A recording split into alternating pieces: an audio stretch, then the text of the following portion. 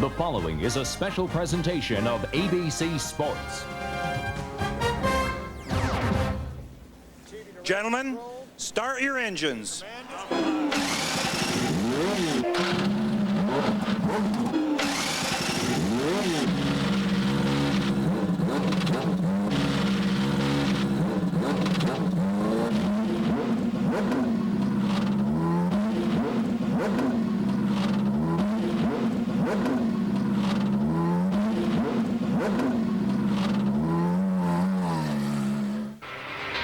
For 20 years, the racing roar has echoed off the buildings of Long Beach, California. First, the Formula 5000 ripped through a shabby downtown. The city grew and so did the race. In '77, Mario Andretti celebrated a Formula One win. Now, 3 IndyCar wins later here, Mario faces his last pass down Shoreline Drive. In 1986, son Michael kept the Andretti name alive with his first IndyCar win. Passing years reveal a beautiful skyline, and Unser Jr. challenging the Andrettis. Al became the king of the beach for the next 4 years. 2 years ago, Danny Sullivan brought his teammate Little Al's win streak to a screeching halt. Last year, Penske driver Paul Tracy scored his first IndyCar win. Today, Tracy has the pole. The run through the streets is about to begin.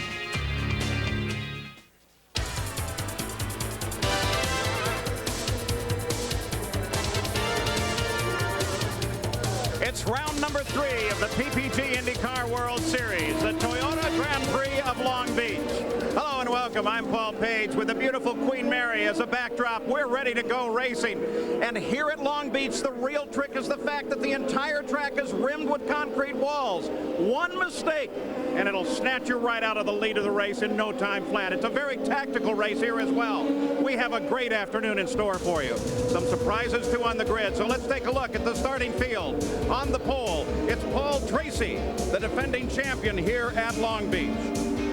Alongside Al Unser Jr., who won 4 in a row here from '88 to '91. In row 2, Emerson Fittipaldi, the winner last week at Phoenix. Alongside is Nigel Mansell, the 3rd place finisher last week at Phoenix. In row 3, it's Robbie Gordon, who ran out of fuel while leading at Phoenix. In row number 3, outside, is Mario Andretti, a 3-time IndyCar winner here. And row 4, Raul Boesel to the inside. He has 3 top 10 finishes here at Long Beach. And Mauricio Gugelmin, the highest qualifying Reynard chassis and the fastest rookie in this race. In row 5, it's Michael Andretti, the '86 winner here. And Stefan Johansson, whose car is an unknown after crashing in qualifying. In row 6, Bobby Rahal and Teo Fabi. In the 7th row, Marco Greco and Jacques Villeneuve. In row 8, Scott Goodyear, Arie Luyendyk. The 9th row, Dominic Dobson and Mark Smith. The 10th row, Adrian Fernandez and Alessandro Zampedri. In the 11th row, it's Scott Sharp and Willie T. Ribbs. The 12th row, Jimmy Vasser and Mike Groff. Row 13, Davy Jones and Robbie Buell. In row 14, Frank Freon and Claude Bourbonnais. Row 15, Robbie Groff and Buddy Lazier. And those that came here but did not qualify, Mashushta, Kudrave, and Johnny Unser. The cars are on the track, and we're ready to go racing. This is Paul Page with Sam Posey and Bobby Unser in the booth. Jack Arute and Gary Gerald are giving us coverage from trackside. This track here at Long Beach is a magnificent circuit, a temporary 1.59 miles around, 8 turns, 2 very long and very fast straightaways. Here today, it is Paul Tracy that is the defending champion. He is also the holder of the race record. We expect pit stops for fuel as early as 18 laps, as late as 42. So now, they move around the circuit, ready to move into formation. 1 lap to go. They have already begun their pace lap. The 2 parade laps complete here at Long Beach. We ride with Scott Goodyear, looking forward from his car. All these cars will move into their familiar rows of 2 after they come off of the final hairpin turn. On board here, the Reynard of Michael Andretti. Scott Sharp is reported stalled on the race course. We'll keep track of that story too. Now on Seaside, the backside, the 2nd long straight, as you ride with the Robbie Gordon car. There's Scott as they're trying to get him started. The rest of the field is all set to go. And apparently what they'll do is get him started, and if he's lucky, he'll be able to start from the pits and follow the field that should not be too much of a penalty. Looking off the front of Bobby Rahall's Honda-powered car. Our race analysis for today. Again, fuel stops as early as 18, as late as 42, depending on the yellows. 2 stops if you want to do the race right. And look at that front of the field. 3 Penske cars and Nigel Mansell. They make the last pass that turns them now back toward the hairpin. And this right-hander into the hairpin. They should align here. This first corner is going to be very crowded. The rest of the field starts to come off. Now the crowd begins to roar. They give it to green. They give it to green. It surprises me, but they give it to green. The rest of the field struggling off of that hairpin turn as they battle down into the corner. Penske cars maintain their position, but they come 3 abreast. Everybody's through the first 2 corners safely. Well, that had to be one of the worst starts I think I've ever seen IndyCar racing. Flagman should have brought them around another time. They weren't lined up at all. Looks like only the Penske cars were aligned. It's now Tracy Unser Jr., Emerson Fittipaldi. Nigel Mansell pursues from 4th place. In qualifying, the 3 Penske cars qualified within 1/10 of a second of each other. It explains why they're running so close right now. Paul Tracy still running at the front of the field. Will he lead the first lap? Will he win another race here? He scored his first IndyCar victory at this track. Paul Tracy, the number 3 Penske car. Al Unser Jr., the 31 car with a black rollover bar. And, of course, there is Fittipaldi, the number 2 car, black number 2. Penske scored his first win ever here last year as a team, having been shut out through all the Andretti and Unser years. Now he's come back with a vengeance with a car that is really handling beautifully here. Well, you know, Sam and Paul, there's one thing safe to assume, and that Penske has told his drivers, don't wreck into each other. Race, but save the really hard racing till right to the end of the race. This is the fight for 4th place as Robbie Gordon is closing on Nigel Mansell. The interesting thing is to see Mansell, who had the pole here last year, of course, in eclipse this year. 4th fastest only in qualifying, not a threat at least at this point in the race. Mario Andretti closing on this battle as well. He is car number 6, just behind Robbie Gordon. You know, Robbie Gordon has really set his sights on emulating Nigel Mansell. As Gordon matured in racing, it was Mansell who was achieving everything last year. So this means a lot for him to have Mansell in his sights right now. On board with Robbie Gordon now. 2 laps are complete as they flash over the start-finish line. Here's through turn 1 and 2. And down, swing far to the left, another right-hander. They don't do much shifting here. They come up from 2nd gear to 3rd to 4th. They hit 5th as they accelerate through these very fast sweepers out onto the back stretch. A very fast back straightaway right here, down into turn. We're another good place to pass. We'll keep track of this car. Bobby Rahal, the corner workers are reporting that there's a fire in the left rear of his car. Now there's more than a fire. At least there's a lot of smoke. That's that Honda engine car, and it is in trouble now. Well, it's either going to be an engine or it's going to be some fiberglass, or not fiberglass, but carbon fiber. Most likely he's got engine problems. We can almost tell by how quick he pulls off. Let's look under there. There is some fire very definitely under that car as Rahal heads into the pits. That's the body work that's burning up underneath there.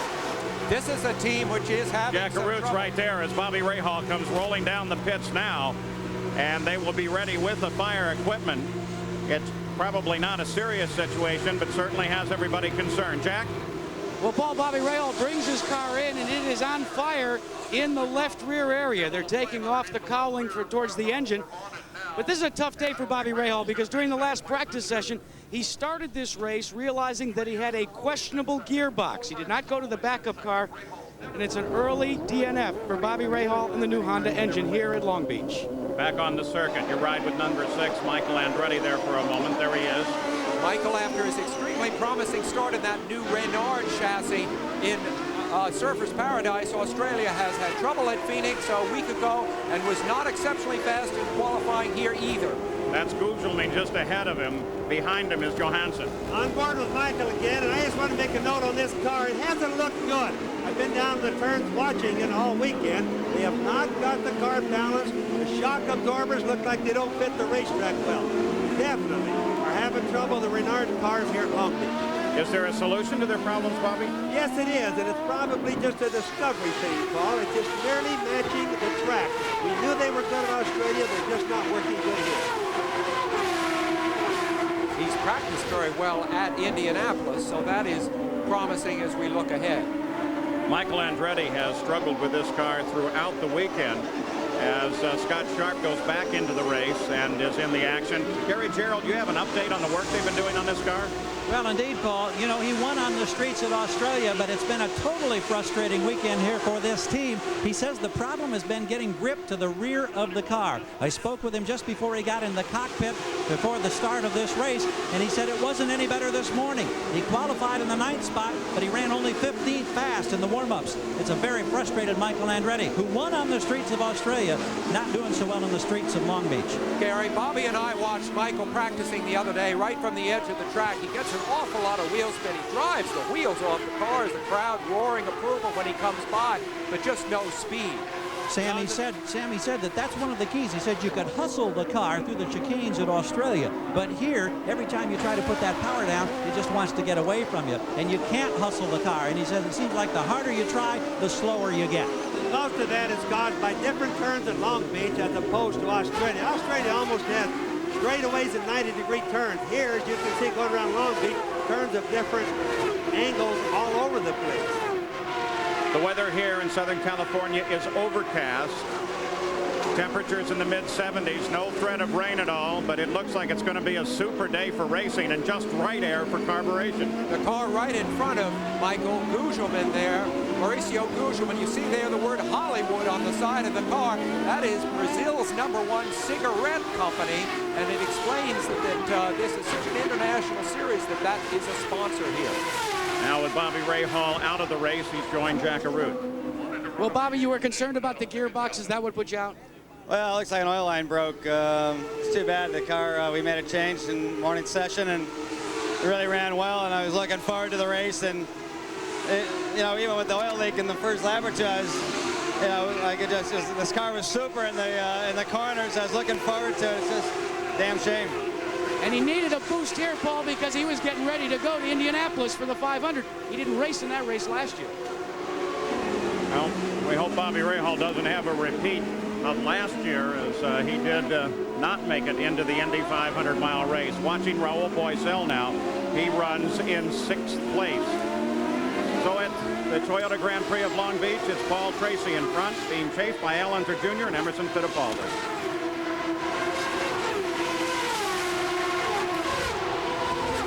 Watching now as we keep an eye on Raul Boesel. I'm Paul Page with Sam Posey, Bobby Unser, Jack Arute, and Gary Gerald. We are at the Toyota Grand Prix of Long Beach. We are on the 8th lap of the race. Paul Tracy, who was the pole sitter with a new track record, jumped to the lead, followed by his Penske teammates Al Unser Jr. and Emerson Fittipaldi. Nigel Mansell sits in 4th, Robbie Gordon in 5th. They have not changed in the top positions on this track as you look not only at the positions, but also their time behind the leader of the race. We keep track of the 8th place car now, the 88 machine of Mauricio Gugelman, who is a rookie on this track and the highest qualifying Renard. But he's a Grand Prix veteran of 74 Grand Prix races. You see Al Unser Jr. in car number 31. Al has a birthday coming up in just a couple of days. He is 31 now, same as his car number. He'll soon be 32. Now he's getting to be an old man already, isn't he, Sam? Speak for yourself, Bob. Al Unser Jr., 2nd place. Man who has infused, it seems, a new spirit into this team. Well, matter of fact, they say that Fittipaldi really likes his presence. Well, in a sense, Al gave his 20s to the Rick Gallis team, and I think he'll give the decade of his 30s to the Penske team. And he is a man who can bring attitude to a team, and that's very important. They say, how much does a driver really mean in a team? Is he just the guy that stands on the accelerator? No, he inspires the whole team. That's right. I was just down talking to Jerry Breon, the right rear man and very important man on that team, does all the fabrication work on that car. And he said the same thing. He said they are so happy with little Al because he brought a lot of motivation and enthusiasm to that team. And that's what a team is all about. Teams are really teams, not individuals. No change at the top of the order. Paul Tracy runs alone. You're looking at the key battle on the race course. It's a fight for second between Fittipaldi and Little Al. Although, speaking of teams, the Penske team runs one car against another against another. In other words, they have an intramural rivalry there. Each team run in the pits by a different tactician. So this is a real race for points that we're watching, not just a demonstration by the Penske team. So Paul Tracy runs alone as we keep an eye on the fight within the Penske team. Tracy is one of only 8 drivers ever to lead here at Long Beach.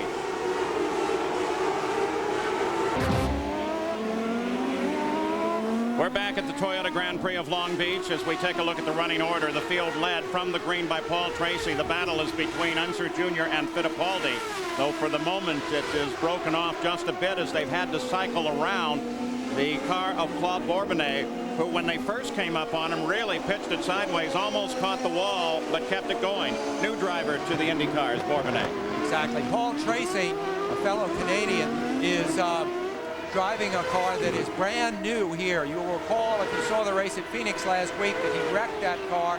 Penske Racing has a bunch of new cars. This is one of them. They had problems with the brake and gear linkage on Friday, lost some practice time, but they came back really strong. Fittipaldi runs in 3rd place, chasing Al Unser Jr. Jack Arute, you have an update. Well, Paul Samposi alluded to the fact that there are 3 distinct sets of tactics in Team Penske. We may begin to see some of them unfolding for Emerson Fittipaldi. Their team is electing to look for a yellow as early as lap 15. They want to come in early and try and use attrition to work their way back to the front. They're hoping that there will be a full course yellow. History has shown that there generally is between laps 15 and 25. I was going to say, Jack, and by the way, we have a car off and in a very precarious area. They may get it, Dominic Dobson, so they may actually get their wish. And we'll see if he's going to get restarted. But Jack Arute, if I can ask you further, was not that the anticipation of everybody up and down the pits that there would be a early yellow, in fact, perhaps earlier than this? Well, most people felt because of the tight quarters of racing here, Paul, that there would be several full course yellows. But in the case of Roger Penske's crew, as you know, although we've alluded to the fact that sometimes he calls the shots, they are left to make their own decisions. And this was a decision they made after warm-ups this morning. So now back to the front of the field. Paul Tracy, the number 3 car, still leads it, and it doesn't seem that they're going to go to full course yellow while Dominic Dobson sits in what appears to be a fairly precarious position. Well, normally they're not. They'll just have a area, what we call an area yellow right there for Dominic. But on the Penske cars, Paul, the cars ironically are identical cars. The settings on them are almost to the degree exactly the same as one to the other, but the game plans for the race are up to the teams individual. They can do pit stop or game planning any way they want to as far as Penske is concerned. Take a look as they get down toward the first corner at the back of Paul Tracy's car here. The fin, the shark fin. They first came out with that a week ago at Phoenix, and it's part of development that leads to an announcement this week that they made that they're going to be racing at Indianapolis with the Mercedes engine, a pushrod production-based engine. Paul, this is really an earth-shattering announcement made jointly by Penske Racing and Mercedes-Benz. They're not going to race with the Mercedes next year at Indy. They're going to race this year. It's probably the best-kept secret in racing in the last 10 or 15 years, I would say. What it means, they're going to take advantage of what you might call a loophole or an incentive clause in the Indy rules, run a stock block engine, which rumors already have posted, they think, as much as 1,000 horsepower. They should have tremendous, at least a speed advantage. Reliability will of course be a question, but it's major racing news. Penske and Mercedes getting together. And ironically, Sam, the reliability on the engine and the testing, they've run many tests so far at 500 miles and longer, 500 to 600 miles with the same engine without any failure.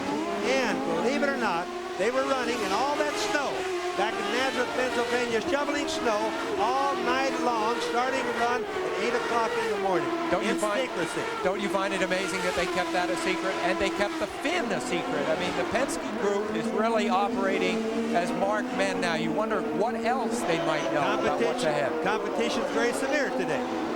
Something else to remember as we look forward to the Indy 500.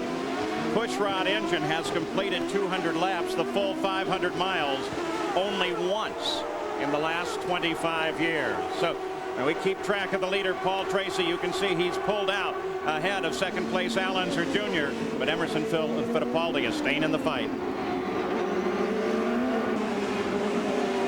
We're back at the Toyota Grand Prix of Long Beach, and there is a problem, as you can see. Down in the first corner, 2 cars together, 1 Paul Tracy with Mike Groff. Here's what happened. Chasing into the corner as Tracy was working through traffic. Got caught up behind the 19 car, Bobby. Yes, that's exactly what happened. Paul was committed to go the inside, as you can see right there. The 19 car Robbie Buell is braking too fast. Paul had more rear brakes than the front brakes. He locked it up and spun it.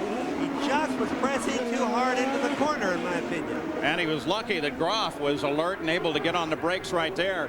Damage to the front of Groff's car, I don't see a lot on Tracy's car. No, but he's obviously killed his engine. Leaves him in a terrible position. In effect, he's about the same as being out of the race no matter what happens. This, of course, catapults Al Unser Jr. into the lead, a man who won this race 4 times in a row and had a 5th all lined up when he was tapped from behind by Danny Sullivan. Now, one of the things that will happen, Sam Paul, is Penske is going to tell little Al what Tracy did. Obviously, it was his fault.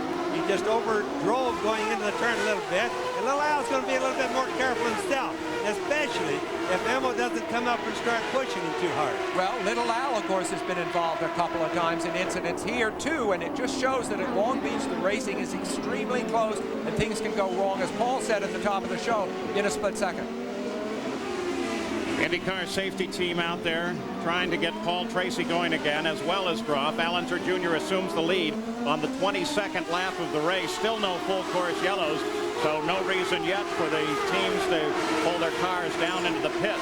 We started this race with 8 rookies to Long Beach, so that kind of thing is very likely here. Drivers unfamiliar with the circuit at full racetrack. And as people look ahead to the Indianapolis 500, that high number of rookies is a cause for great concern. Here where incidents happen like the ones we've seen so far, they happen at very low speeds. With these strong cars, everybody gets out of them safely most of the time. And Indy, things may be very different. But Sam, even though the speeds here at Long Beach look kind of slow to people, 108-mile-an-hour average lap, they're actually running 190 miles an hour down the straightaways here at Long Beach. So people have to have the right perspective to speed. It's the slow turns, it's the hairpin that brings the average down so low here. Well, I wouldn't want to be a nose ornament on one of these cars, I'll tell you. Well, that's for sure, especially Paul Tracy a little while ago.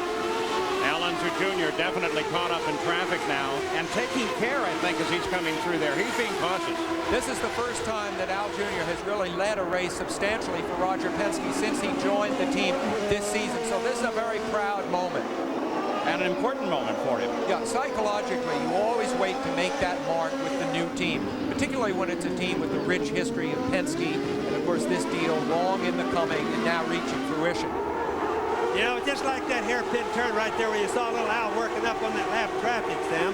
He doesn't want to go in there and touch a wing. That would just be disastrous at this point. Watch him right here going down the end of the front straightaway here, very fast speed. Very careful not to take any chances on passing right now. 16 cars still on the leader lap. Al Unser Jr. is trying to pass Adrian Fernandez in the 7 car just ahead of him. Fernandez currently runs in 16th place. So at the top of the order now with the change is Al Unser Jr., then Fittipaldi, then Nigel Mansell now 3rd. Robbie Gordon is 4th. Mario Andretti runs in 5th place, followed by Raul Boesel, Mauricio Gugelmin, Michael Andretti, Stefan Johansson. Marco Greco has moved up into the top 10 and runs 10th right now. Al Unser Jr. is leading this race for the 7th time in 11 years. We'll be back after this message and a word from our ABC station. At the Toyota Grand Prix of Long Beach, the leaders now very carefully having to tiptoe their way through traffic. Emerson Fittipaldi trying to find a way, perhaps in between Adrian Fernandez and Arie Luyendyk, the 2 cars that just ahead. He's around Luyendyk now, trying to stay in contact with his teammate Al Unser Jr., who is the leader. Little Al had problem getting around this thing. Whoa, and Davy Jones is in trouble along with Mark Smith. Jones is going to try to get it going again, but remember, those walls are right there. You know, the big secret to spinning out here, which does happen occasionally, is not to kill your engine. Davey didn't kill his, but it looks like now that he has. In other words, kept his engine running. Here's a replay of it coming down. All right, the 2 cars were battling for 19th place. Jones just got into the side of Mark Smith as they came in the corner. Nigel ducked by on the inside. Nigel was the lucky one. Davey locked up his brakes. When you lock up your brakes and you can't let them off real quick, you have, in effect, no steering. He ran right into the side of Mark Smith. The problem would have been Davy Jones. He's the guy that caused that one. He has been having a very unhappy year in that A.J. Foyt car, crashing, Surfers Paradise trouble last week. I talked to him about an hour before the race. His morale is low, and this isn't going to help any. Sometimes teams just don't click, and these two guys are not clicking. I've been down the turn, Sam, watching Davey. Sometimes he looks good, sometimes he looks terrible. So he's not working with the mechanics properly. Somewhere or another, the whole team is just not working together. And Mark Smith, of course, a very promising young driver from the Northwest. He's had his problems too. Didn't even qualify for last week. He rode it out in the hospital. Now it would appear that Davy Jones, he got out there, had first gear, but no reverse. Now remember, these cars on a road circuit are supposed to have reversing. Maybe his is not working, but he was able to take off without getting a push start there. He has a reverse gear, he told me he did. Nigel Mansell, of course, has moved into third now as we ride with him. Here's what happened.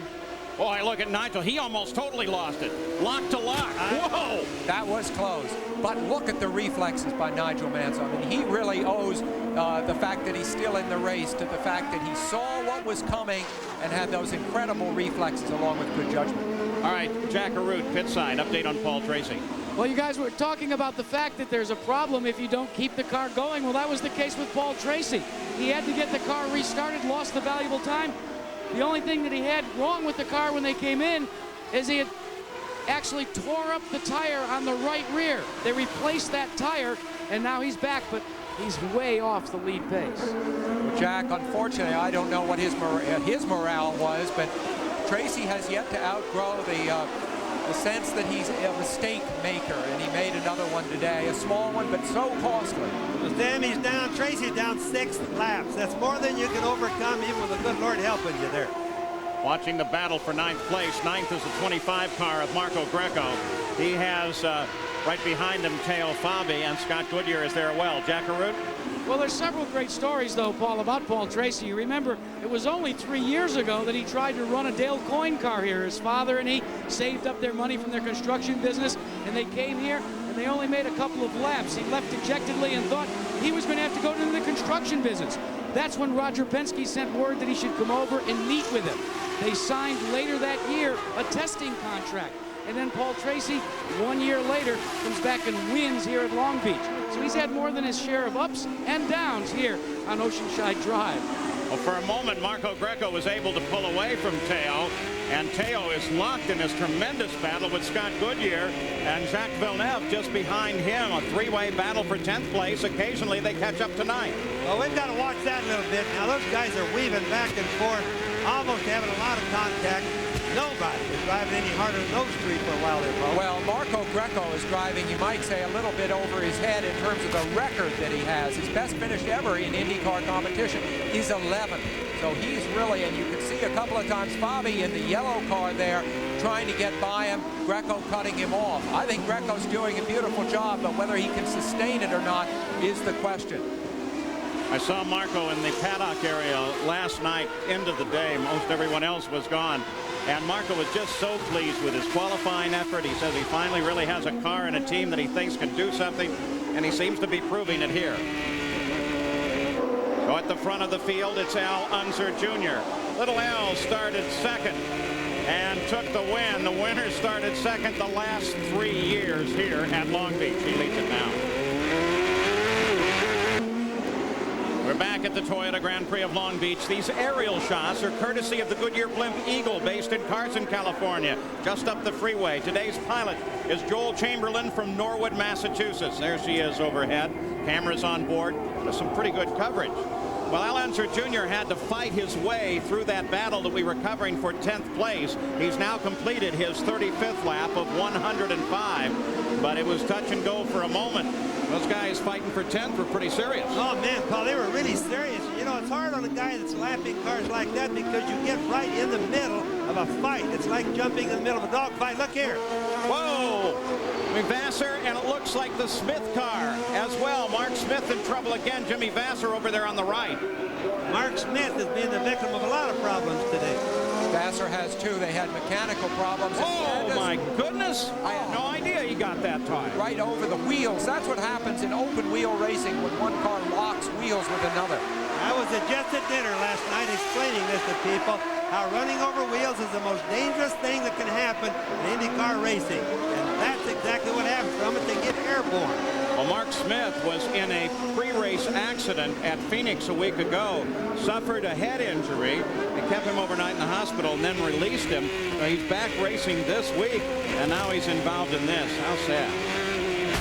At least he came down right side up, and that's the main thing.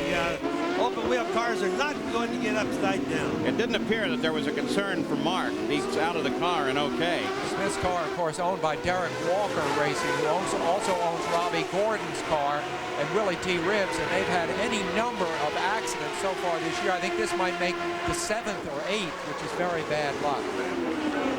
Still looking at that battle as here comes Villeneuve moving up to the inside of Goodyear. Goodyear sees him there, lets him through, but that was close. Oh, that was an impossible. I think Villeneuve just has to be a young man, and nobody told him that he couldn't do that, so he went ahead and did it anyway. Villeneuve, of course, the great French-Canadian, is 23. He's the youngest driver in the race here, and he is ambitious. He probably got a little over his head at Phoenix last week when he triggered that multi-car pileup. Didn't observe the yellow flags perhaps the way he should. You see, he is an ambitious driver. Barry Green, the crew chief there, says he is one of the most intelligent chassis drivers that he's ever worked with. Brings back the good information. But Sam, you won't make a pass like he just made very many times without a little collision. Without getting away with it, I know. Is that the patented Bobby Unser move there? We've seen you do that. I was sitting here crossing my fingers when I saw that thing happening, when I saw him go to the outside. Yeah, we never had to do that for you, Bobby. No. And look at him as he loses the back end again. But that's been one of the reported problems with both the Lola and the Renard. Is they lose the back end. Now he's wandering all over the place. You wonder if he doesn't have a bad tire. That is a Renard car he's driving, by the way. The blue car we're talking about in the center here at this battle. I think there's nothing wrong with that car. It's just the fact that kid is trying hard. 23 years old. He really doesn't know any better yet. Around Marco Gringo, but then into the wall. Into that tire barrier, loses it, but he keeps it going. That's what I mean. I'm telling you, that's what's nice to be 23 years of age. He doesn't even know these race cars can fight you yet. Damage to the rear wing. That's a shortcut into the pits that you are allowed to take if you have a problem with the car. It looks like if he can get rid of that banner, maybe pop rivet that wing back in place, he's going to go again. Quick thinking to duck into the pits that way.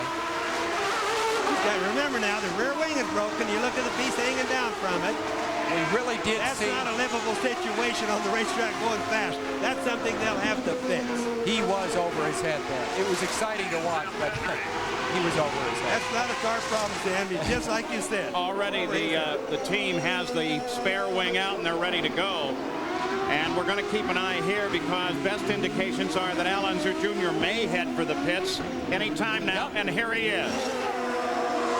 So Unser Jr. comes in for his stop, Jack.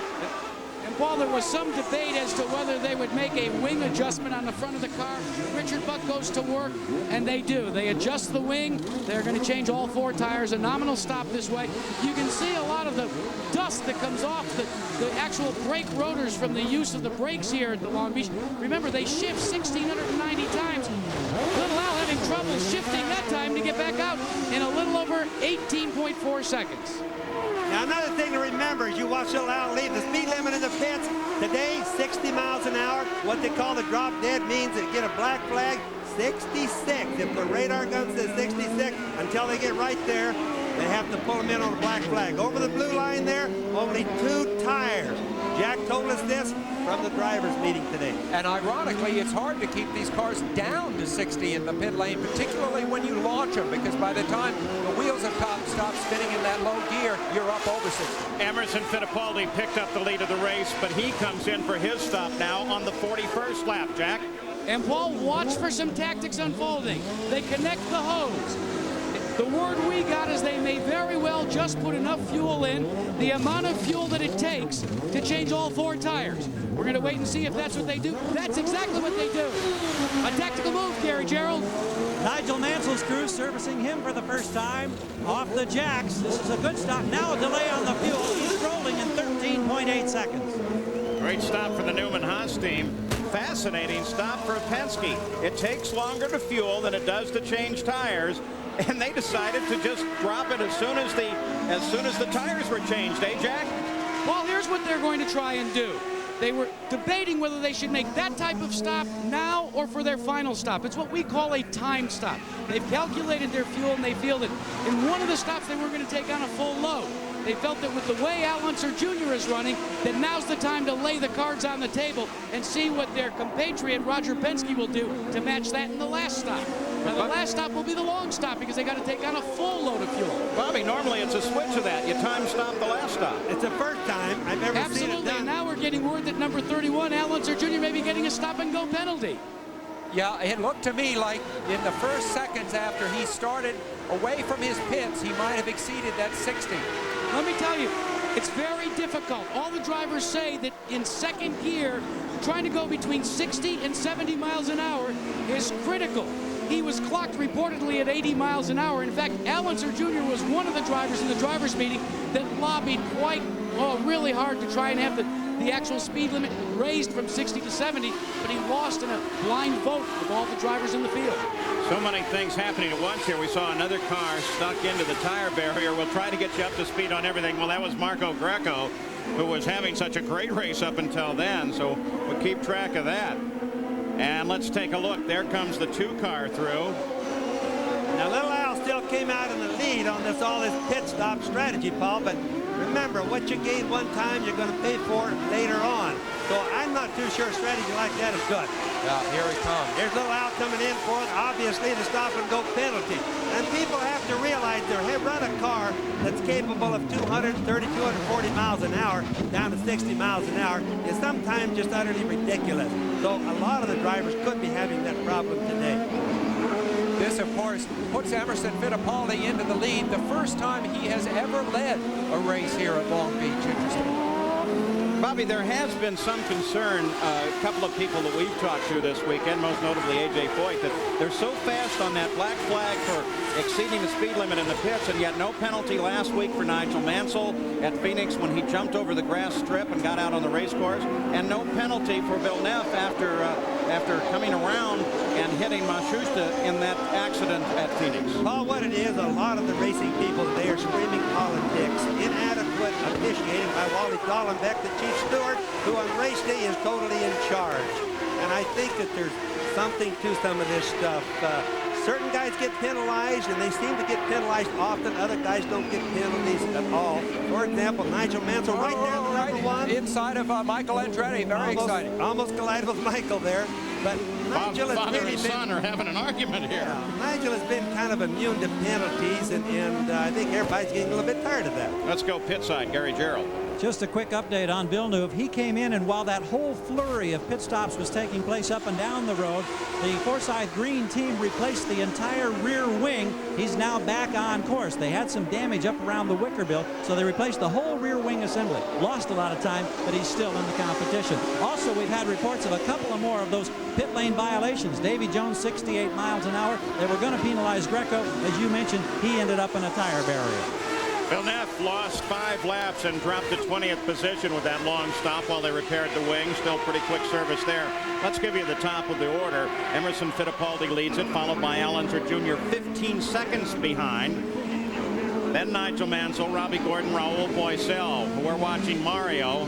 They came through a yellow flag that flies for Marco Greco at the end of the main straightaway. Mario and Michael are running together on this course, and as we've seen, have been at one another fairly constantly in the last few laps.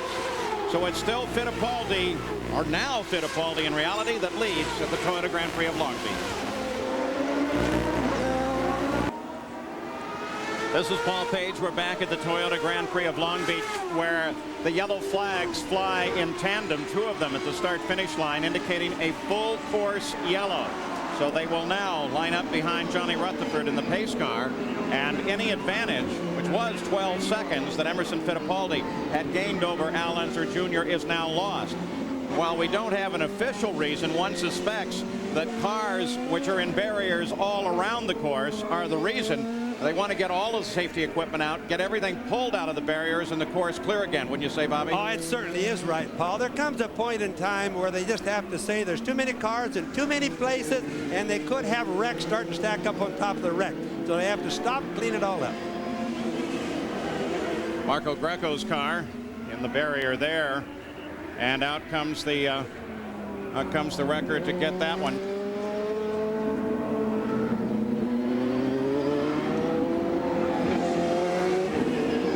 Last week at Phoenix, race fans saw one of the most frightening crashes in recent history. Gary Gerald had an opportunity to look more closely at that incident. Without question, the incident that we saw last week in Turn 4 at Phoenix has to be one of the most frightening incidents that we've seen in recent years in IndyCar racing. Let's go back and reconstruct this scenario. Coming out of Turn 3, incidental contact between Hiro Matsushita and Teo Fabi. And as they spun up toward the wall, Paul Tracy's car was collected as well. Hiro was left setting broadside to the traffic. And several seconds later, Jacques Villeneuve came rushing toward Turn 4, jumped on the brakes, but hit Hiro literally broadside. Amazingly, all the drivers were able to walk away relatively uninjured. Let's take a look at what remains now of Hiro's car. You can see that here the cockpit where the driver sits facing in this direction, but the monocoque with all the carbon fiber all intact. It was cracked down inside, but it did stand up under the punishment. Here's where the impact came across, right behind the roll bar. And you can see it tore through the carbon fiber. It separated the whole rear half of the car. There are 4 large mounting bolts back here where the engine is located. All of that just literally ripped away. But perhaps the most astounding aspect of this crash is right here, around this fuel cell. There were 35 gallons of methanol here. And for the first time in recent years, we saw a fuel cell rupture. And it's an absolute miracle that that fuel didn't ignite, and we would have had fire on top of that horrifying crash. Now, from Villeneuve's standpoint, you can see the remains of the damaged chassis or tub. This is the nose section that was so graphically chewed and torn up by that horrendous impact. All of the carbon fiber literally shredded. And thanks to a rules change made in IndyCar just over a year or so ago, the driver's footbox area was lengthened, the driver moved back, an extra bulkhead was placed in here, and because of those changes, Villeneuve was able to walk away without any injury to his feet. It's also interesting to take a look at some downloaded information from the onboard computer. This charts the speed on the lap just ahead of the impact. Speed building on the back straightaway to 190 miles per hour. Then as he came upon the problem, he's under braking here, slowing down dramatically to a point when suddenly we saw the brake smoke. This is where he locked up the brakes. The impact came a fraction of a second thereafter at just over 100 miles per hour. Obviously, for young Villeneuve, it had to be a terrifying moment when he realized that he was about to hit a helpless fellow driver. Well, you always learn from your mistake. You know, I know that the subject of the yellow light had been brought up in the driver's briefing because they're very tough. They were very tough to see, and well, you know, it just happened on us. It could happen on anybody, and at those speeds, you know, it's just a flicker of a second, and if you miss a yellow light, something big can happen, and well, I'm going to be looking for them. Gary, surprisingly in the drivers' meeting, very little was said about that particular incident at Phoenix International Raceway. As you alluded to, a lot more discussion, though, about the incident that involved Nigel Mansell, where after a pit stop, he accelerated through the warm-up lane and literally spun into the racing groove, exiting in the wrong area, directly in front of Scott Goodyear. Now, there was a lot of heated discussion about that, why there wasn't a penalty. And Wally Dallenbach, to his credit, said there is nothing in writing. There was no, as far as what the penalty should be, or as we have at Michigan International Speedway, a situation that was addressed last year. He threw it open to the drivers and he explained to them, gentlemen, from this day forward, if you want to discuss a rule, paint a line, show that it's no different than when Mario Andretti spun 180 degrees on pit road last year at MIS, we'll address it then, but we can't do it retroactively. Interestingly enough,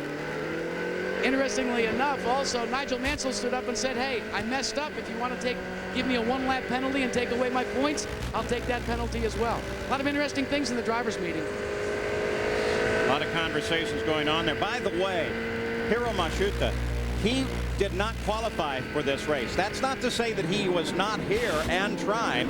They were using a year-old car. He was very definitely here and doing his best to qualify, so he suffered no injury despite that spectacular crash. Well, he did suffer some strains and bangs, though, because in between the times that he was driving the car, he had a trainer with him pulling on his arms and trying to get him in shape. Coming up next month on ABC, it's back to the Brickyard. First on Saturday, May 14th, auto racing's best try to beat the clock and grab the pole as we begin coverage of the Indianapolis 500 time trials. And then 2 weeks later on May 29th, it's the sport's most spectacular event, the Indianapolis 500 Live. All next month here on ABC Sports. The field lines up, looking for a green flag as they come off of Seaside and through the final 3 corners heading to the main straightaway. Been under full course yellow the past several laps now, 5 in fact. We've completed the 51st lap of the race. Well, a lot of people thought, could we? George Harrison, Tom Petty, both race fans. Harrison, a good friend of Emerson Fittipaldi's, must like very much what he sees. Green flag comes out again. Emerson Fittipaldi leads the field down. Immediately, Unser Jr. comes in pursuit. Nigel Mansell third, Robbie Gordon fourth. Michael and Mario, they battle and battle for position. The position is 6th. And as we look at when they cross the start-finish line on the restart here, Paul, 4 seconds behind for Little Al compared to Emo. Mario has been ahead of Michael throughout the race, so the fact that Michael did not get by there just then does not mean that he's going to be held off. What is important is that Michael is now ahead of Gugelmin there. Both those cars, Renards, run out of the same team, the Chip Ganassi team, but with different engineers. So you ride with Michael Andretti, the Renard car, chasing the Lola of his father just ahead. They'll have breakfast in the morning together, and that pretty well ends the conversations for the day. It's amazing sometimes, like with Michael and his father, Mario, who's right in front of him there, how close they run together and how often we worry about them touching each other. But ironically, they work like a team that way. In other words, they very seldom have a problem together. Well, of course, when they both ran for Newman Haas, they were able to share technical information, which I think both of them enjoyed tremendously. Now, mum's the word, of course, technically. Black flag given to Scott Goodyear for exceeding the speed limit into the pits. He came in and out for a stop-and-go penalty. You know what? That happened last year. He was running in 20th. Yeah, he was running second at the middle of the race last year when he was black flag for speeding in the pits. Let's go to the pits, Gary Gerald. Gary? I thought Gary had something for us. You know, I just wanted to mention that it seems sometimes like black flags and penalties are determining the race too much, or making the race. When we have racing, that's far better than we've had for many years. I hate to see black flag be the whole deciding point. Let's try Gary Gerald again. Well, Paul, it's been a really tough day for Scott Goodyear and the Budweiser team.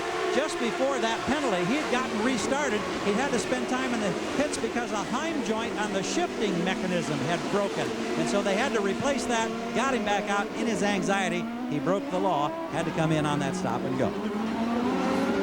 Keeping an eye now on the 31 car of Unser Jr. That's Stefan Johansson just behind him, but he has 1 lap off of the race. Currently running in 9th place. You just saw the full running order. Stefan Johansson, normally very fast on road circuits, been very fast in practice, but he had an accident yesterday. I don't think they have their car quite up to speed since then, Paul. In fact, that car was fairly heavily damaged. The team was working quite late last night. I was surprised with the damage he sustained in practice yesterday that they were going to get that car back together at all. They did a beautiful job. Well, we were both talking and wondering how they were going to find a car for him because we didn't think the car could be repaired overnight. So it shows you sometime how good the mechanics really are. Bettenhausen team was borrowing parts from everywhere to get that thing going. Unser Jr. picks his way through traffic. The car in question is the blue and red car that's just off the screen to the right. You'll see it come through in a second. Johansson right there. Former Grand Prix driver, several times on the podium in Grand Prix, finishing in the first 3, but never managed to win, and he's never managed to win here either. Well, Emerson Fittipaldi has now completed 55 laps, 14 laps since his last stop as the leader of the race. 6.5 seconds back is Unser Jr. 2 seconds behind Little Al is Nigel Mansell, first, second, and third. We'll be back after this message and a word from our ABC station. We're back at round number 3, the PPG IndyCar World Series, the Toyota Grand Prix of Long Beach. Emerson Fittipaldi is the leader of the race. 59 laps of the 105-lap scheduled distance are complete. The early leader was Paul Tracy, but then coming through traffic, lapping cars, he got into trouble and off the course. That took him out of the lead. Then Unser Jr. picked up the lead of the race. And Little Al and the Penske team did a fascinating maneuver. They pulled a time stop for their first pit stop.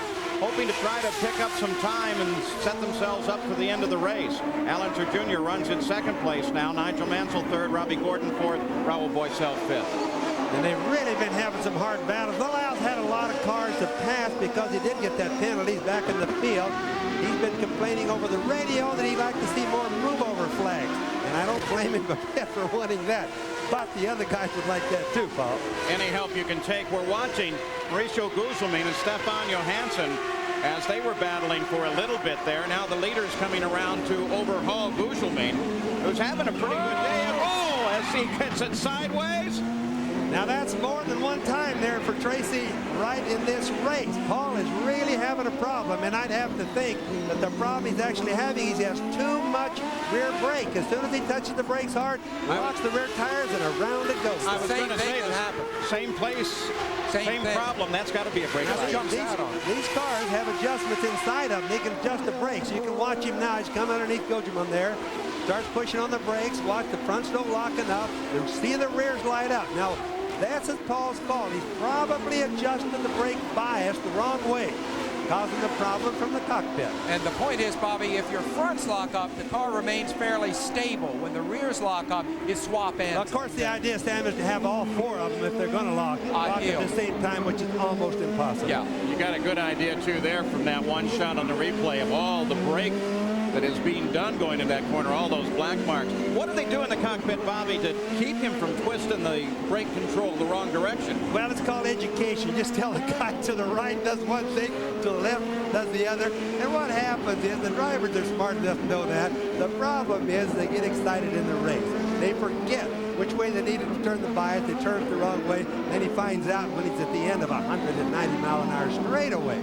Well, Tracy trying to come back up to speed now. He is well out of the top 20. But just and 6 laps, now 7 laps behind the lead. It's just virtually a bad day for Paul. It looks like it just gets worse as it goes on. I bet he's really wondering by now. Smooth run for Emerson Fittipaldi now. He runs in the lead of the race. Jack Arute, you have an update. Emerson slows. All of a sudden, Emerson slows. Jack Arute's been watching from pit side. Emerson raises his hand, indicating that he is slowing. And this looks like a serious problem. Here is Little Al taking the lead. Al comes past, picks up the lead of the race. Let's go pit side. Jack Arute, do you have any idea what's going on? Well, Paul, we're getting conflicting reports. You know, one of the things that happened with Team Penske this year is they have scrambled their radios, so you can't eavesdrop. The team is a little concerned. At first they thought it might be a gearbox problem, but now the secondary thought is it may be an electrical problem. He's limping his way back to the pits where the crew will take a look at it, and we'll give you a report then. And the hairpin now, he'll be around that corner in a second. Another thing to remember now, Penske cars are all identical. So Roger Penske is going to be worrying, whatever happened to Emil, is it going to happen to Little Al too? Because it's obviously going to be his only chance of winning this race with Little Al. So he'll be the first one to want to know what is wrong with Emil's car when it comes in right now. All right, Emerson heads for the pits. Jack is waiting. Well, Bobby Unser, you were alluding to the fact that they felt the engine sounds fine here. They're going to change tires. It may have been that he had a problem finding a gear because it looks as if they're not going to take any cowlings off. And one of the things that we were told, because of the type of gear ratios you have to run here, sometimes you can clip off a little piece of the gear. He stalled the engine now. When you're shifting, and Emo is not at all happy, but Bobby, as you know, with the different gears between first, second, third, and fourth, you can clip them off and it can become difficult shifting. Jack, the most likely problem is that Emo ran out of fuel. Remember, he had a time to stop. Most likely he's out of fuel, and the reason it dies right now is it hasn't purged the air out of the system. It's fuel injection, but it still has to get the air out. But Bobby, he came in, took his normal stop. He stalled after the stop. He had taken on the fuel. And it sounds like he's still stuck in that 5th gear. Major development as far as the championship standings are concerned. Emerson came in here with a substantial lead, 37 points to 22 for his nearest pursuer, and if he had won this race or even finished second, he would have gone into Indy with a hammerlock on the series. This opens things right up. Pretty slow rollout, which helps support that gear argument, Bobby. Well, let's just watch and see if he gets back up to speed. If he did, then obviously he did run out of fuel. If not, remember, these are sequential gear transmissions. Or in other words, to the people who ride motorcycles, they're just like a motorcycle. And all the cars today are that way of the new models. Now, that means that you put it in first, go to second, third, fourth, fifth, sixth, so on. All right, Jack now's had a chance to talk with the Penske team. I talked with Chuck Sprague, and here's exactly what it gave us. They were surmising the same way we did. At first, they were referring to it as a temporary gear shifting problem. The car was hung up in gear.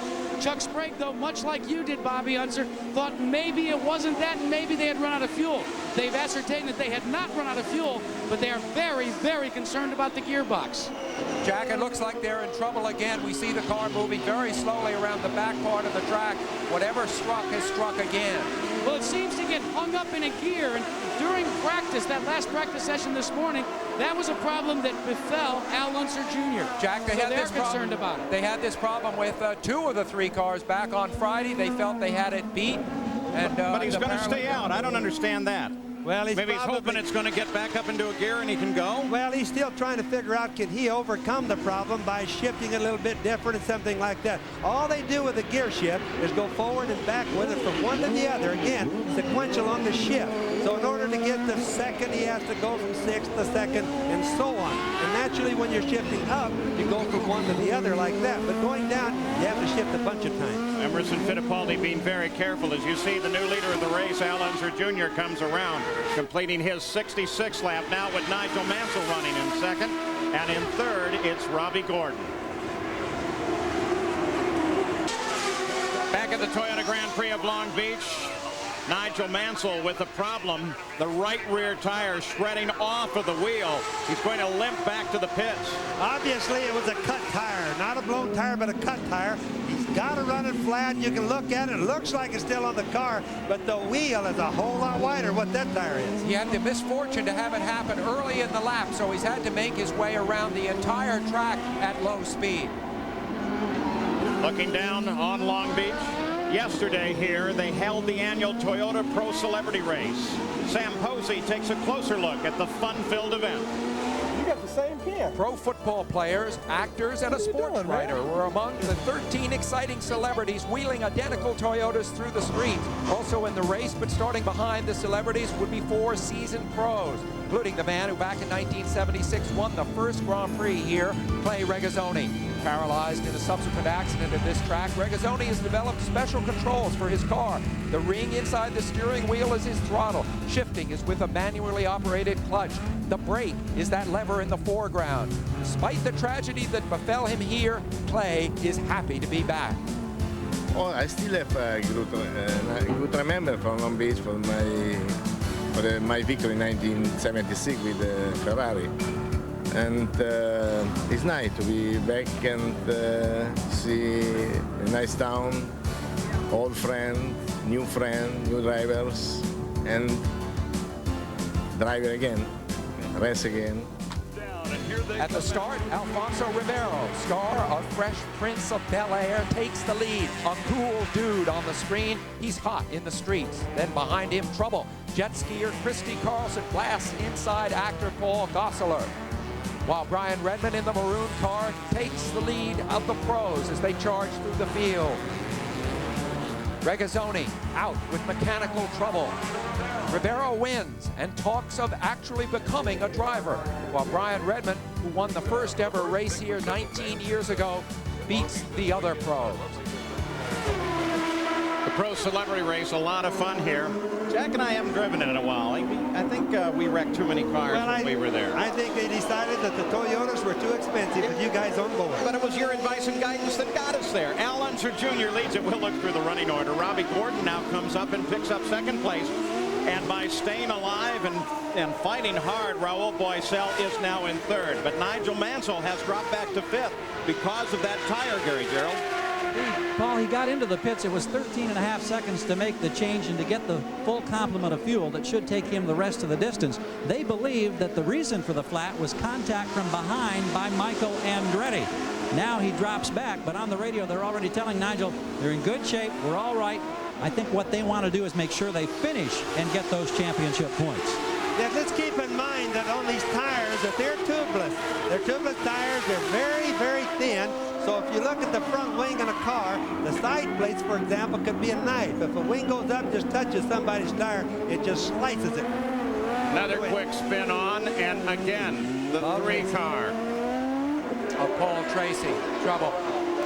And of course, you know, there's been bad blood already between Nigel Mansell and Michael Andretti. They had words just before the start at Australia. So this is just another chapter in what may become a hot story as the year develops. There is second place, 72nd lap for Robbie Gordon. He is 28 seconds behind the leader of the race. A good deal of ground to make up. One would suggest almost an impossible amount of ground. But also keep in mind that all during practice, as we've watched all of it this weekend, Robbie Gordon has been one of the fastest cars, sometimes the fastest car during practice. The kid is one heck of a hard charger. He'll never give up. He'll either wear the car out, wreck it, or try to beat little Al hard. Get a further update, Gary Gerald. Just a few minutes ago, we had talked to Derek Walker about how the Robbie Gordon day was progressing. Walker, of course, the owner of the team that puts Robbie on the track. He said, well, I don't think we've got enough to match the Penske's. That was just moments before Emerson encountered his problem. He said it's the usual slipping and sliding on the streets. We wish we may have had a little more downforce, but we think we're okay. So all in all, a pretty positive outlook. We almost got an identical report regarding Raul Boisel, who is running in the next position back and on the lead lap. Well, we're riding here with Robbie Gordon. Of course, he had accidents in his test sessions. Oh, another spin. Well, I'll tell you what, getting into that corner has been tough for everybody. It's one of the Pac West cars, and he's right in the middle of the line. Yeah, well, look at this. From the flip, I'm sure that's Dominic Dobson right there, although I can't. The cars are identical in color, so it's Dobson sitting out there. But you know, the bad thing about it is, it's a terrible position to be sitting in for both the guys on the track and himself. Well, they've got to get it out of there, and there is the question whether or not this should be a full course yellow. Yes, and you can see the course workers are not opting to go out there and help get him off the deal. Look what the cars have to do to go around it. Well, that's not that far down. Why don't you go out there and give him a pull? I wasn't even going to offer that part, Paul. I'll tell you what, course marshals here, of course, all volunteers. They work day on day on day. Here's on board with Nigel Mansell. Cross the start-finish line. Now look ahead for the yellow flags and then for that car in the course. And remember, he's going 190 right about here as he hits the brakes hard. Now he sees it. It's a pretty good view of it. Remember that Robbie Gordon right now is 26 seconds back of Al Unser Jr. So if there is a full course yellow, it will have a material effect on the incident. Here we are now riding with Gordon as he sees the same thing. Whoa. Yeah, that's really close. Remember, the guys that can make it on the inside, that's where the track is clean. The guys that have to go on the outside, that's where you find the marbles. That isn't an easy place to go around. And of course, they're going to have to move that car out of the way. So the next lap, you think, as you're in front, you put yourself in Robbie Gordon's seat. You know you got to remember what's going on and look for it next time. Here we go. Looking at the spin. There it is. Same problem that Tracy seems to have. Too much rear brake, not enough front brake, and you spin. There's no choice either. A guy's got to keep stopping when he gets down there. Going from 190 miles an hour to stay down to 70. Hey, you got to stop. That's all there is to it. Let's look at Michael as he was following Nigel. They, by the way, in a battle for position here. Whoa, little close, huh? Just a little close. But then Nigel definitely slowed suddenly, didn't he? Because of traffic. He was in a bind too. I don't think you can fall. No, he had traffic to the inside. That's racing right there. Yeah. Race summary after 76 laps. 5 lead changes, 9 cars out of the race, and we've had 1 full course caution for 6 laps.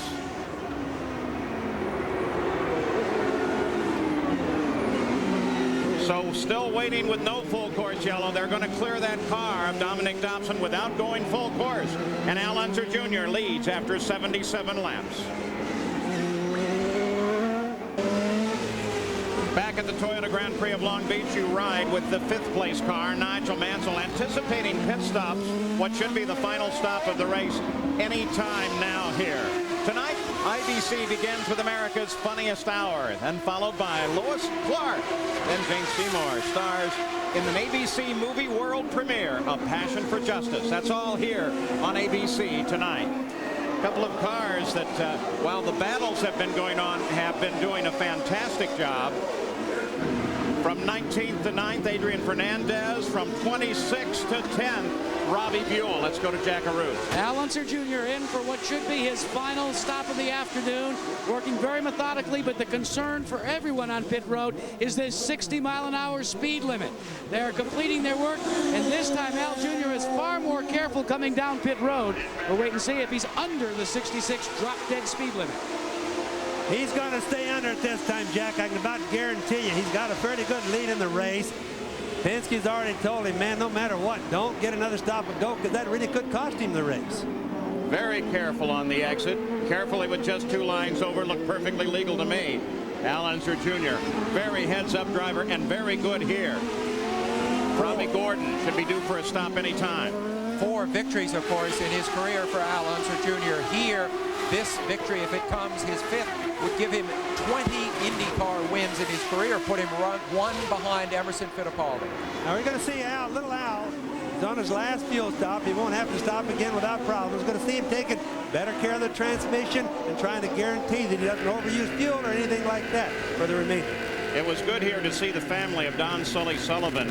We look at one of the Ford-powered cars. He was one of the chief engineers for the first flathead V8 production engine for Ford, 1932. He passed away recently, but family here watching the race today. That was the most famous racing engine in the world for many years. You know, I thought that would never leave. I'll tell you who we are missing, though. Regulars that have been competing in IndyCar racing the last few years, Danny Sullivan, Roberto Guerrero, Scott Creighton, Eddie Cheever, do not have rides this year, and they are much missed. Do you anticipate they show at Indy?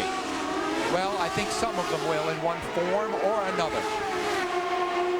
I think they'd all like to, Sam. They're just looking for a good ride. That's what it all amounts to. This, of course, the final race before the great Indianapolis 500. ABC will be there on top of everything throughout the month of May. And think of what a win here would mean to Al Unser Jr. A winner at Indianapolis a couple of years back. In Eclipse really since then as the Gallus team unraveled a bit over the last couple of years. Now he's fallen into the best team in the business. Many people said, could they run 3 cars competently? The answer is yes. Robbie Gordon, who picked up the lead of the race on Al Unser Jr.'s pit stop, has now completed the 82nd lap, 41 laps since his last stop. Now that seems to be pretty much within the window, but last week at Phoenix, they had this car in the lead of the race and ran it out of fuel. Let's hope that doesn't happen again. Yeah. Well, just remember, this is Derek Walker that owns and runs that team. He makes a decision about Robbie Gordon. Derek used to work for Penske for many years, without doubt. He's one of the best team managers in the business, so he'll gamble and shuffle everything he can to get any advantage, or he'll definitely take a gamble on fuel. Robbie Buell, who runs 9th, has gone 42 laps since his last stop. That's the furthest lead reach out since the last stop. They keep riding Robbie Gordon. He's going to stop. There he comes. He comes into the pits. Robbie Gordon, leader of the race at the moment. Al Unser Jr. should pick up the lead as he flashes by on the main straightaway. Gary Gerald is there. They were very concerned about that fuel problem that ran him out of the race last week at Phoenix, but they said they found the problem. They wouldn't talk about it. They were not concerned coming in today. He's here for his final service. He's got a shot today at his first ever IndyCar victory. He was second last year at Mid-Ohio. We've got him rolling in 13.3 seconds, Paul. Raul Boesel in 3rd place as Robbie Gordon rolls back to the track, and I use the word rolls advisedly. Very, very careful. They can't accelerate until they get past those last pits. Boesel now should be the next car to come in as he comes in and picks up 2nd place with Robbie Gordon's pit stop. Well, that beautiful onboard camera that's on Robbie Gordon's car, you can see how he accelerated a little bit too fast and he slowed right back down. You can see that from the camera. It's the best onboard camera shots I've ever seen. Boesel is having himself a fine day. He, of course, was in many ways the unsung hero of last year. He came very, very close to winning several races, including the Indianapolis 500 for the Dick Simon team. Dick Simon has been around as a car owner for many, many years. He, too, has gone winless through all these many seasons of effort. It would be great to see Boesel, who pits now, have some success. Raul Boesel turns on to pit road. Jack Arute waits. And Paul, Dick Simon's Duracell crew is going to do a calculated stop. Not a time stop, but 15 gallons. They have measured exactly how many gallons. They've got a mark on the tank. When they hit it, they pull and disconnect. And now they're going to drop. They're having a problem changing the rear tires. They've completed that in 10.9 15 seconds, he's off and away. He's looking for second spot. Doesn't think he can beat Unser Jr., but he thinks he can go into second. We're looking, too, for Robbie Gordon, who now is down in the first turn. Side by side with number one and battling with Teo Fabi, though not a battle for position. But nevertheless, he certainly did get out ahead of Raul Boisel. It's really not like Robbie Gordon to let anybody pass him, because he normally wouldn't know that was for a position or not right then, because Teo is really on the move right now. But you know, Bobby, this is a great drive for Robbie Gordon. I started to say earlier that he had crashes in all his testing situations, including a really bad one in Phoenix, but and trouble, of course, at the first race at Surfers Paradise. This is a very steady run he is having, and he's being rewarded by attrition ahead of him on the road. I think he could realize today that a steady run could bring great fruits. The yellow car, Teo Fabi, is 10th place, a lap behind the lead of the race. The blue and white car, Robbie Gordon, just another mention. In my opinion, he's a young A.J. Foyt. Michael Andretti makes his stop, Gary. As usual, he brings it in hot. He doesn't have to lock up the tires, but he hits those marks perfectly, and this crew goes to work.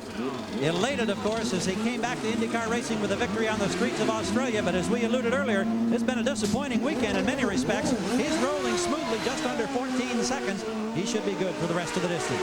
Michael Andretti comes in 4th place. Adrian Fernandez passed him on the straightaway. As he made the stop, he should come out and join the field somewhere very close to his father, Mario. He'll be making his last passes down the Shoreline Drive here. Again, look at all the braking marks as they go into the first turn, and Michael is coming back up to speed. Unser Jr. has a 36-second lead over second place Nigel Mansell. Robbie Gordon is third. We'll be back after this message and a word from our ABC stations. Back at the Toyota Grand Prix of Long Beach, one of the world's most enduring symbols, the Goodyear Blimp Eagle, based in Carson, California, has been providing these beautiful aerial pictures. Goodyear blimps have been flying over major sporting events since 1925. Emerson Fittipaldi with a gearbox problem. Now he's pit side with Jack Arute. And Paul, he made a hasty trip back here because the first person you went to talk to was Roger Penske and Unser Jr.'s pit. What did you try to do? Describe what had happened to your gearbox so they could radio to Al Jr.? Yes, exactly, Jack. I mean, my car was flying. I was so happy the way the race was going. And then I started having problems shift from 5th to 4th. And then I lost 4th, 3rd, 2nd, and then all the gears. And I just told Roger, for all, really be careful, because we have a critical problem in the gearbox. I hope we can finish. I mean, he runs so strong. Well, let's check in with Gary Gerald for some more information on pit road. Jack, there was momentary concern that Michael Andretti may have had a broken header, but the crew says it sounds fine as it came by the front straightaway just seconds ago. Interesting note on Raul Boisel. We understand the team was fined $100 for unattended equipment on pit road. Dick Simon's comment, it was worth it for an 11-second pit stop.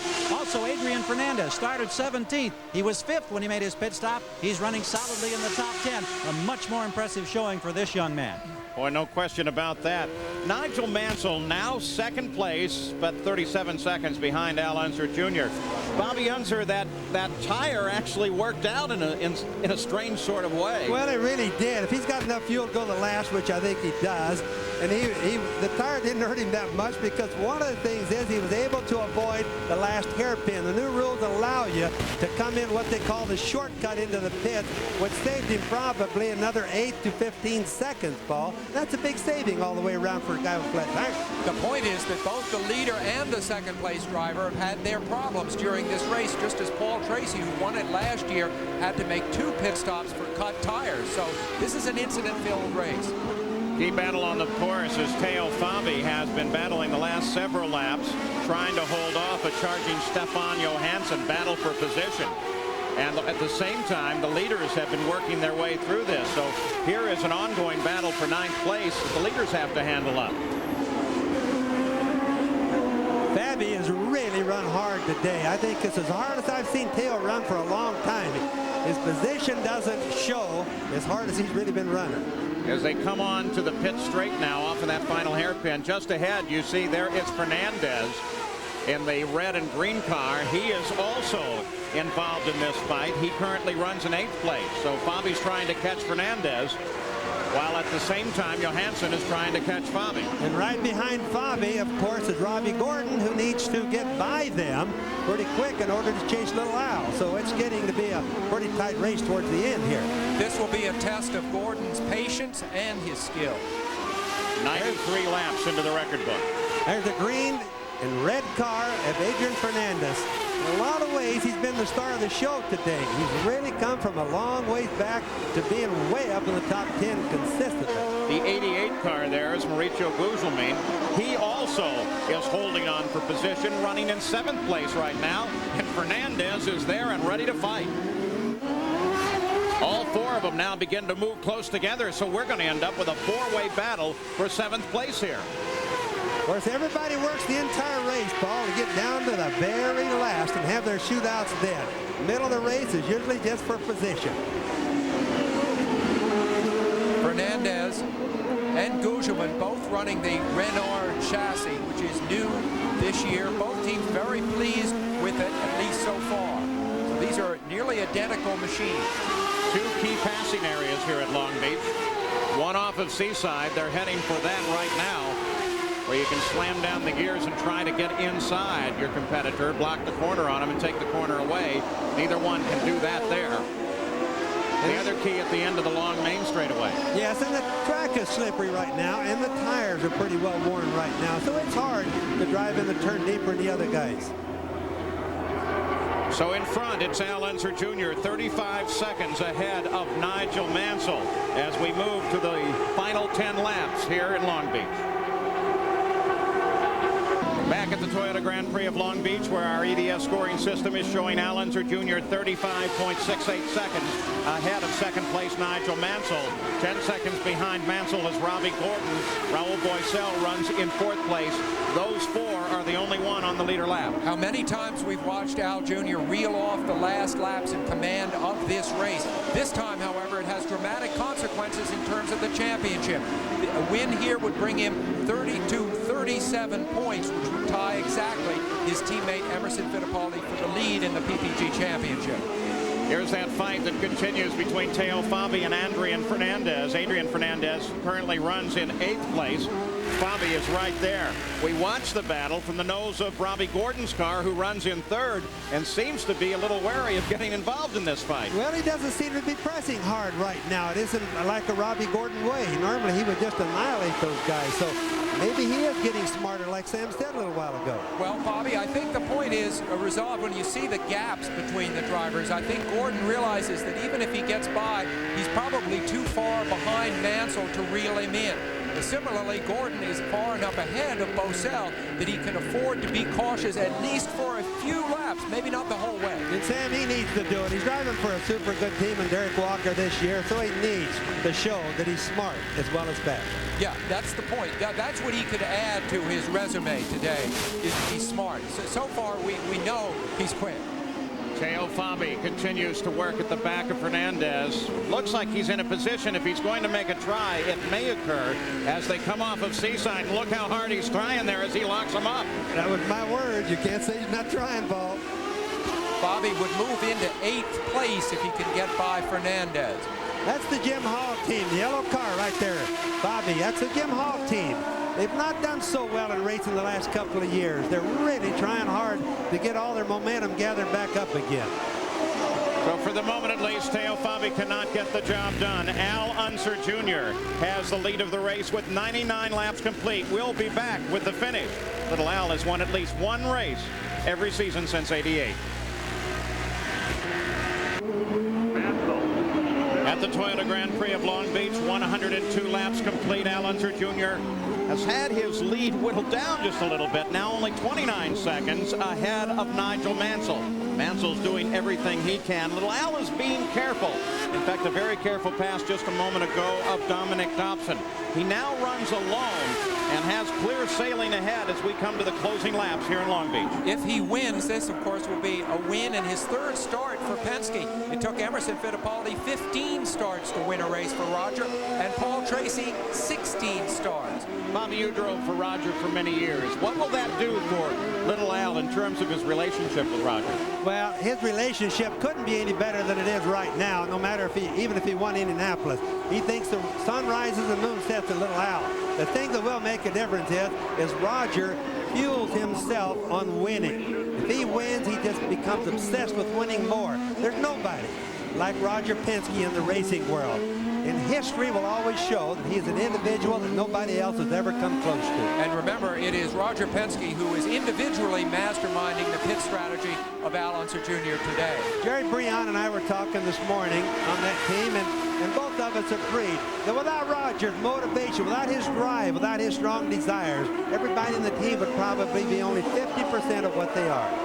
He makes them all better. By the way, that battle between Fabi and Fernandez has broken off, with Fernandez remaining in 8th place as they come toward the flags with just one more lap to go after he flashes down the front straight here. It's Unser Jr., Mansell, Gordon, Boisel, Mario, and then Michael Andretti, then Mauricio Gugelmin as we start the final lap. Well, how about that stat you revealed at the beginning of the show, that for the last 3 years, the man who started second went on to win. This could be the 4th consecutive year for that. And everybody will battle for second next year. How do you figure that one out? You're trying to qualify for the pole. I want to only be 1,000 slower than the pole. Just think the life or the feelings that Little Al is leading right now, knowing how bad he really wants to win for the Roger Penske team, worrying about the transmission and traffic. A cut tire could even lose the race for him right now. He's in clear traffic, though, Bobby, with only a couple of turns to go. He could probably, if he can accelerate off the hairpin here, coast home. Slide that far, Sam. Al Unser Jr. about to reassert himself as the king of the beach as he takes the Penske car across the line and picks up the twin checkered flags. Al Unser Jr. is the winner in the Toyota Grand Prix of Long Beach. Chasing toward the flag now, Nigel Mansell, as the celebration begins with the Penske team. I know a special moment for mechanic Richard Buck, who spent a lot of time with Little Al in the sprint car days. So a victory once again for that team. Here comes Nigel Mansell, the final 3 corners of the course. Little Al already saluting the crowd and beginning to slow. Is that a happy kid or what? Oh, he's happy today. Nigel Mansell through the hairpin for the very last time. His teammate Mario Andretti will be coming to the line too for the last time here. And here is Nigel Mansell, comes toward the flag and picks up 2nd place. Robbie Gordon will come across in 3rd, Raul Boisel 4th, and Mario Andretti finishes in 5th. We'll be back to talk to the winner. Unofficial results in the Toyota Grand Prix of Long Beach as we look at the top 6. Al Unser Jr. has taken his 20th career win and his 5th at Long Beach. He's with Jackaroo. Well, he just got the congratulations of his wife, Shelley. He's getting the congratulations of the rest of his crew. Al Jr., you're back being the king of the beach, but let's talk a little bit about the concerns about the gearbox. Emerson Fittipaldi went out and they radioed into you about it. How concerned were you out there? My gearbox was great. 4th and 5th was really good, and you know, I was really excited on that first stop, and I forgot I had a sequential shift, and so I started grinding the gears back and forth. But you know, the Marlboro Team Penske is a super operation, and I am just really proud of them, and proud of our Buck. I mean, super job, and I'd just like to say hello to my kids at home, Cody, Shannon, Little Al. Wish you were here. Well, congratulations to Al Unser Jr. and the rest of Team Penske. Let's check in with Gary Gerald. Gary? Jack, indeed, Nigel Mansell toweling down, the helmet off. You make such a bold move now, just 2 points out of the championship lead on a day when you have a tire go down and you had a very close call with 2 cars in front of you. This is turning out real well. Hey, did you see that on television on the back straight there with the 2 cars? Holy smoke, I mean, I was almost spinning and just caught it. That was a bit dicey, and then 180, 190 miles an hour on 3 wheels. I didn't enjoy that either. But I'll tell you, the crew worked fantastic, and the Newman Haas team, God bless them, they got me to the finish. Terrific job, Nigel. He's right there in the championship point hunt, just that quick, Paul. Very much in the fight, and of course looking